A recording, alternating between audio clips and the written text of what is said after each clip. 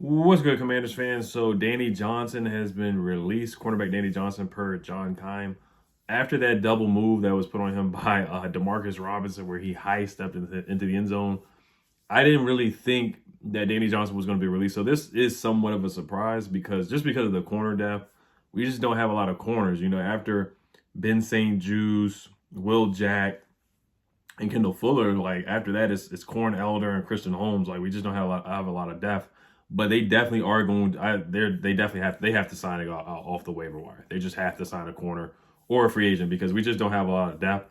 And we saw what happened last year towards the end of the year when the injuries piled up. We just had like guys out there, third string, fourth string, practice squad guys out there starting at corner. So it got rough. But Danny Johnson, man, he was very underwhelming. He got beat a lot in he got beat twice in the Panthers game. He got beat in the Chiefs game, and they were playing him outside instead of the slot position because they want Ben St. Juice to be in there as the slot. But Danny, he was getting cooked outside. He really was. I thought he played better in the slot last year, but he was getting sizzled. And that double move they put on him, Demarcus Robinson, it was night-night for him right there. And then John Keim also reported that Dax Mill is a roster lock. He did make the team, so congrats to Dax Mill. I thought Dax Mill had a good preseason. Every game, he didn't have any drops. He had some nice run after the catchability. Didn't really pop or flash as a punt returner, but he was the best punt returner out there. It was really between him and Alex Erickson. Either one didn't really pop or have a big punt return or anything like that, but they didn't muff any punts, which is huge. We'll see if Alex Erickson makes the team, but Dax Mill had a really good training camp too, so I'm intrigued to see what he can do. Last year, he had that fumble that pissed me off and also Ben Stanley said the Commanders are releasing Corn Eller too.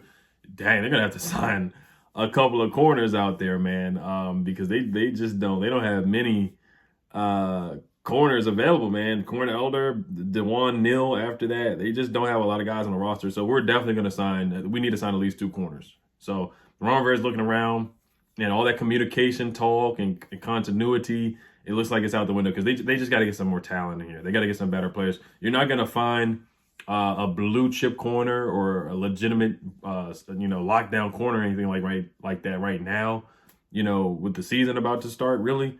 But they got to find some better talent out here. They got to find some better talent.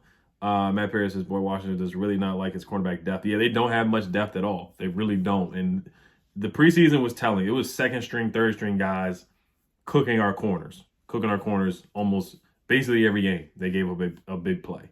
They did. So it's very concerning the back end of this roster at the corner and the whole secondary. To be honest, the back end of the depth in the secondary is concerning for me. It really is. Also, OJ Howard was released.